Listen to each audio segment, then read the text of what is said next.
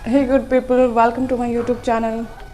तो अभी सुबह के 7:30 होने वाले हैं और अभी मैं उठकर पूरा ऊपर नीचे झाड़ू लगा लिया है, किचन की भी साफ़ सफाई कर लिया है मैंने और लगभग किचन का काम आधा हो चुका है क्योंकि आज है हमारा यानी कि मेरा और खुशबू का एग्ज़ाम।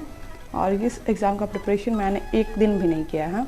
वैसे मेरा मन नहीं है देने का, बट मम्मी जी का ज़िद है, नहीं जाऊँगी तो बहुत सारा डांट पड़ेगा, तो इस वजह से जा रही हूँ देने।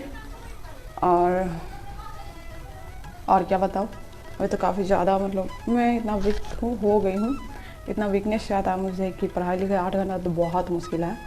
लड़कियों का पढ़ना ऐसे भी मुश्किल होता है, शादी के बाद तो और इम्पॉसिबल सा हो जाता है। तो मैं इस चीज़ को मानती हूँ, बहुत मुश्किल है पढ़ाई करना, 7-8 घंटा रेगुलर नहीं हो पाएगा। इस वजह से मैंने कोशिश भी नहीं की। सुबह सुबह काफ़ी ज़्यादा मुझे वीकनेस हो रहा था, एकदम सुबह में रात में ही बहुत ज़्यादा हो रहा था। गई थी 11 बजे रात को, खाना वाना सब खाकर जा रही मम्मी जी का पैर दबा देने, तो देखी मैंने देखा कि मम्मी जी रोटियां बना रही हैं। फिर वो देवर्श्री आए थे उस टाइम, रात के 11 बजे गए थे श्री के यहाँ, तो वहाँ से वो आए थे, तो हमें लगा कि वो नहीं आएंगे या खाना वाना खा के आएंगे। तो मम्मी जी पूछी कि खाना खा लिए, तो वो बोले कि नहीं अभी नहीं खाया। तो वही मम्मी जी बना रही थी, तो हम बोले कि लाइए बना देते हैं। तो वही रोटी बना रहे थे, इतना ज़्यादा मेरा पैर मतलब शक्ति ही नहीं मिल रहा था, एनर्जी ही, पैर एकदम भारी भारी सा पूरा लग रहा था। तो मैं रोटी वोटी बना कर नीचे चले आई अपना खाना लेकर और खाकर डायरेक्ट मैं सो गई।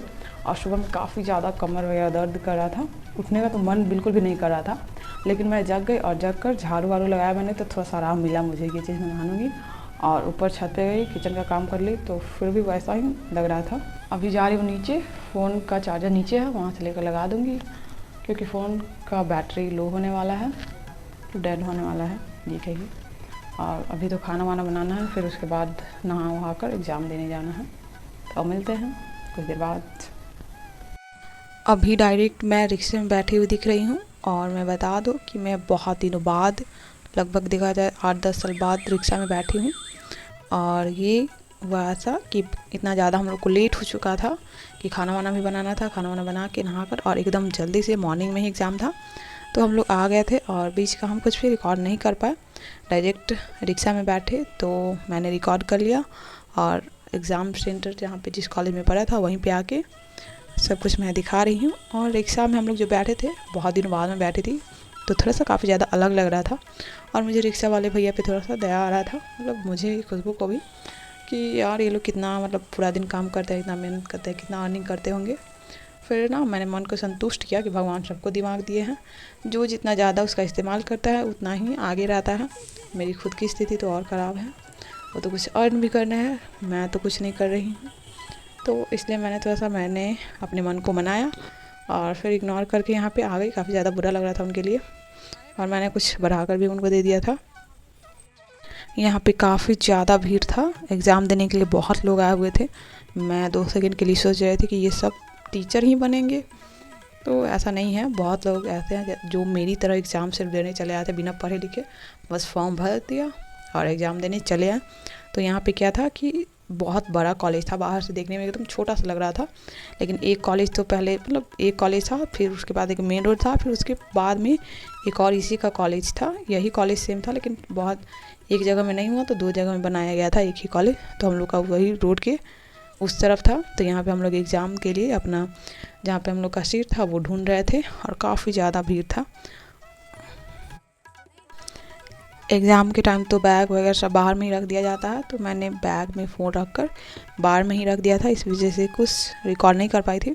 हुआ ये था कि हम लोग का एग्ज़ाम हुआ और वैसे ही हम लोग घर आने के लिए आने लगे। और रास्ते में तो मैं बिल्कुल भी फ़ोन नहीं चलाती पैदल चलते टाइम, क्योंकि मेरा खुद का कोई ठीक नहीं है, कब मैं खुद का एक्सीडेंट करवा लूँ, तो इस वजह से मैं रास्ते में बिल्कुल भी फ़ोन यूज़ नहीं करती हूँ, नहीं करना चाहती।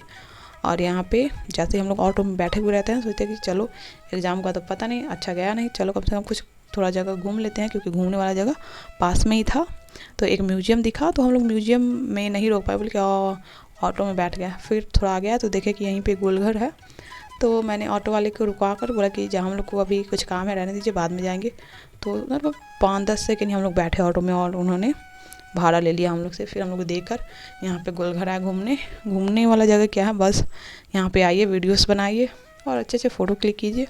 तो हम लोग आकर यही काम कर रहे थे, लेकिन बहुत ज़्यादा अच्छा लगा एग्ज़ाम देकर भी और यहाँ पे घूम कर भी। आप लोग एक चीज़ नोटिस किए होंगे कि खुशबू हमेशा अपने हाथ में एक हेलमेट ली हुई है। वैसे हम लोग तो रिक्शा से गए और ऑटो से आए, फिर हेलमेट क्यों? तो हुआ ये कि हम लोग घर से बाइक से ही निकले थे हेलमेट लेकर, बट आधे रास्ते में देवश्री का एग्ज़ाम कहीं और था, हम लोग का कहीं और था। तो आधे रास्ते में हम लोग हेलमेट लेकर उतर गए और 2 को हेलमेट था तो वो एक लेके चले गए।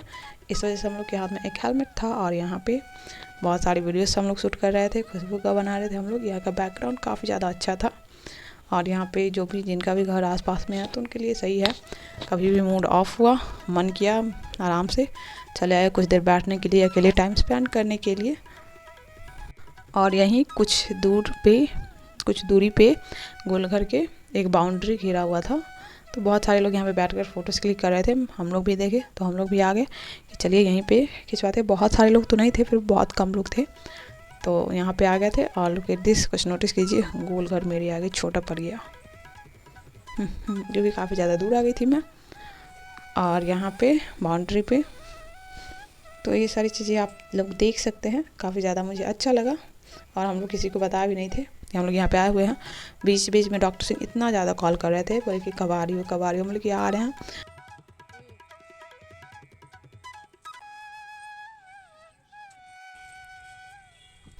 सबसे इंटरेस्टिंग चीज़ ये था कि जैसे ही मैं गोलघर से बाहर निकलती हूँ तो मुझे मेरे भैया मिल जाते हैं, वो भैया जिनसे मैं काफ़ी ज़्यादा मारपीट किया करती थी बचपन में। अब ऐसा हो गया है कि एक दूसरे से मिलने के लिए तरसते हैं। वो मुझे बोलने लगे कि काफ़ी सिर्फ देख वीडियो बनाती रहती है और मैं